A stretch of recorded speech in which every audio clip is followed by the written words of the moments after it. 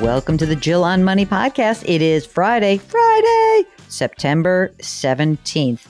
Mark, have you watched Ted Lasso yet? You got to watch it. So I started the second season.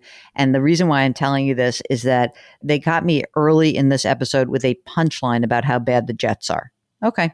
I thought that was it. I'm now sunk in on season 2. This is your feel good show. I love this show. And I think everyone should watch it because it's a nice antidote to whatever is making you feel kind of blah lately. But if you're feeling blah about your finances, Ted Lasso is not going to help you. But Jill Schlesinger and Mark Talercio, we are going to help you. We are here to try to take the mystery out of your financial life. We're here to help you make the next best decision in your financial life. I don't really care about what you did in the past. I mean, I sort of do because it's good to figure out like why you are where you are, but I don't want to spend, I'm not a shrink. My job isn't to figure out like, oh, what happened in your family of origin that so screwed you up for this next relationship. Our job is to just tell you what to do. That's why I'm not a shrink, because you can't really just tell people what to do. They're supposed to figure it out themselves. Well, if you need our help, we are here. We are Ted Lasso in terms of our attitude. We are upbeat. We are cheerleaders for you. And we want you to make the best choices you can. So send us an email or go to the website, jillonmoney.com, jillonmoney.com, and click the contact button. Stephen says, moved from New York City to Charlotte last year, and he was in the mindset to buy a house or a condo. With the insanity of the housing market, uncertainty of pandemic, and my career, I'm not sure if it's the right move with the housing market savings. Any advice you could provide? Mark, what do you think about buying a house? I always feel like, look, run the numbers. See if you like it. Stop. Everyone's like still goes into this process. It makes me nuts a little bit. People continue to go through this process and they tend to want to think they could figure out how to time the top or the bottom of the market. You're probably not going to do that. You might by accident, but probably not. So run the numbers, see if it makes sense. If you've got numbers and we can help you run them, send them along. Okay. This is from Bruce, who says, I appreciate all you and Mark do in teaching us about investing and preparing for retirement. I'm within 5 years of retirement. He maintains a 65-35 globally diversified portfolio. He says, I feel good about my plan and my position. There's a lot of static nowadays about tapering by the Federal Reserve, when and how quickly and what it means. Could you give us a crash course in this? I think I understand it means the Federal Reserve will buy fewer bonds to prop up our economy. And I think the message is that bonds and bond funds could suffer due to the effects of interest rates, and stocks should gain. But with the high valuation of stocks and overall talk about bubbles, maybe they're going to be volatile. Do I have your permission to just tune out the noise, disregard the whens, whys, and wherefores about tapering, maintaining my investing plan as I have been? Or should I and others take all this to heart, adjust our portfolios, prepare for major repercussions, short and long term? Thank you very much, Bruce. If I had a magic wand, I would wave it across the entire listening audience of Jill on Money, and I would say, please stop overthinking this. It reminds me of that show Schitt's Creek. Do you know that show, Mark? I don't think you watched it. There's a great line in it where I can't who said it, but I think it was Alexis or maybe it was David. But anyway, it was one of the characters said, wait, let me overthink this. Let's not overthink these things. You're exactly right. So currently, the Federal Reserve is buying about, I think it's 120, is it 120 billion a month? Of bonds. And it was to help provide liquidity and prop up the economy. And, they're going to stop doing that. Obviously, they're going to stop doing that as the economy gains more traction. When the Fed stops buying bonds and when the Fed starts raising interest rates, financial markets are going to react. They're probably going to react in a major way in the beginning, and then it'll sort of get better. And what we found, and what was the real lesson of the financial crisis, is that as the Fed started doing this, you know what happened? Nothing. Nothing happened, gang. Everyone thought the world was going to fall apart. Oh, if they stop buying bonds. Oh, they're going to raise interest. Oh, the world's going to fall apart. No, it did not. And so what I can say to you, Bruce, is that So much of what we do as long-term investors is to drown out that noise. And I encourage all of you to understand what's going on, because I think you want to be just sort of generally good citizens and aware of the news and understand that the Fed's role in a crisis is to provide liquidity, make sure all the engines are running and the pistons are firing, and to make sure that we don't crater into a more substantial crisis than we are in need to. And then as the economy improves, we don't need them so much. And so that's okay. You currently have a portfolio allocation that should see you through it. But do I really think that you all and we all, and I put myself in this category, Mark puts himself in this category, do we need to be so hyper aware of this and adjust our portfolios accordingly? No, we do not. We do not. Okay? There you go. Janice says, hello, we like our financial advisor as a person. We feel he's a good guy. However, when we met with him and try to ask how he's getting paid by our funds or what he earns every year, he says, quote, we are paid by the fund company, not by you.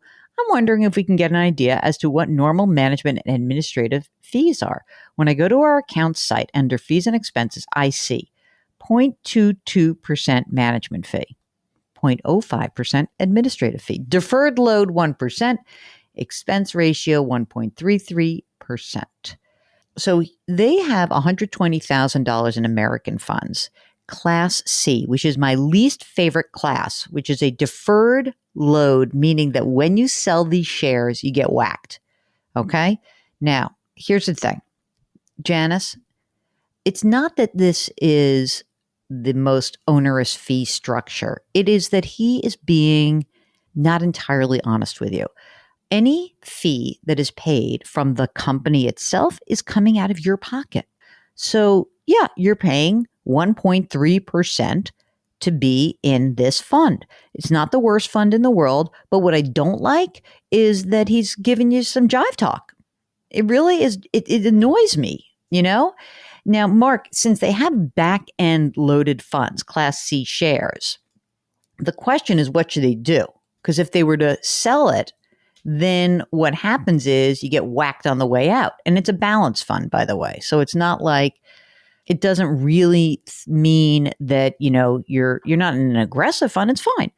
But, I don't know why you have this. I don't know if this is a retirement account or not a retirement account, but if for some reason it is a retirement account, I might just kind of roll that into something else, pay the fee and move on. Because who needs to pay 1.33% every year? Overall, that's what it's going to be. Send us some more info about yourselves and what else is going on, and we might be able to help you out. Oh boy, here comes a long question about student loans. Buckle up. This is from Bailey, and Bailey says, I'm a huge fan of your podcast. Yay. Thank you. I'm really interested in personal finance. I thought I would reach out with a question. I'm 22. That's right. Young, 22 years old, just graduated from college. $28,000 in student loans to pay off. That's not bad. The plan is to pay them down as quickly as possible, but I'm not sure if it's the best idea. I'm working. I make $72,000 this year before taxes. 72 grand, just graduated. Not bad.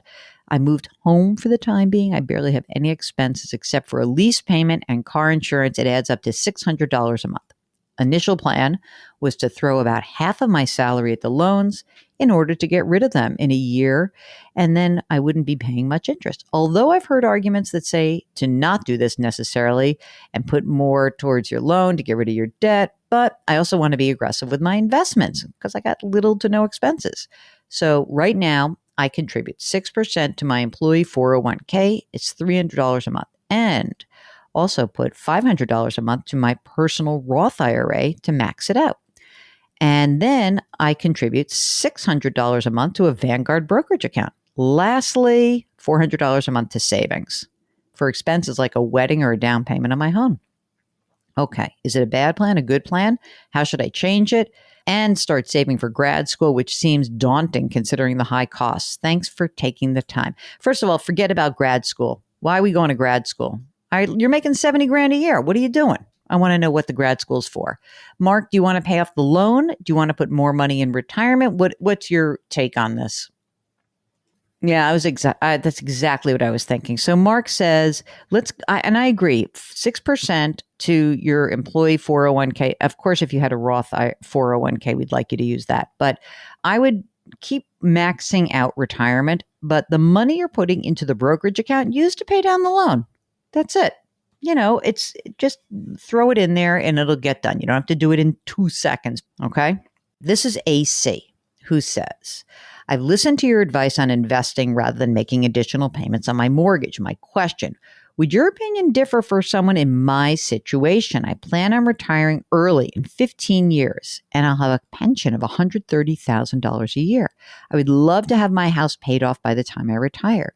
Based on an amortization calculator, if I make the $500 additional mortgage payment that I've been making, the house will be paid off in 14 years. What are your thoughts? Well, I mean, look, it depends how much other money you have. I mean, if you're getting a pension of $130,000 a year, okay, think about this. You're still in a pretty high tax bracket. You could still, use this. You could certainly still use the mortgage interest deduction. But if you're desperate to have this paid off and the $130,000 a year in your pension will cover all your needs and you have some other money that's liquid, sure. But if you don't have a lot of liquidity and you don't have a lot of money saved to actually float you in retirement, just having some access to money that maybe has already been taxed even, then I'm not sure I would do it. Emotionally, we've talked to so many people who have just asked this question over and over. I get it. Emotionally, you guys want to do it. I mean, and I guess the bigger concern that I have to some extent is that when we make these decisions and you sock all this money and it's paid, your mortgage is paid off and you say, oh no, I won't need any of this money. And then something happens and you need money, you need liquidity, you need access to something. And it's awfully nice to have some money that's already been taxed. More than anything else, I think that's the other issue that I want to be clear with all of you that, as much as tax deferral and tax games and this, that, and the other thing, it's all great. I'm all in for like taking advantage of the system that exists. But, you retire and you want to have some money that you can access that has been taxed. And if for you, AC, if that money is not available and you've got your house that's paid off, you're going to be sorry that you did this. So you got to think about these things sometimes. You really do. Okay, that is it. It is Friday. So on Fridays, we do all of our kind of tidying up work. Our music is composed by Joel Goodman.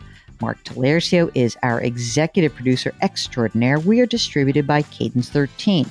Now, if you've got a question and anything's going on in your financial life, of course, just go to the website, jillonmoney.com, and hit the contact button. You can sign up for our sister broadcast. It's called Eye on Money. And if you have anything else going on in your life, just let us know. We'll help you out. As always, we encourage you to lift someone up today. Grit, growth, grace, and some gratitude. We'll talk to you tomorrow. Thanks for listening.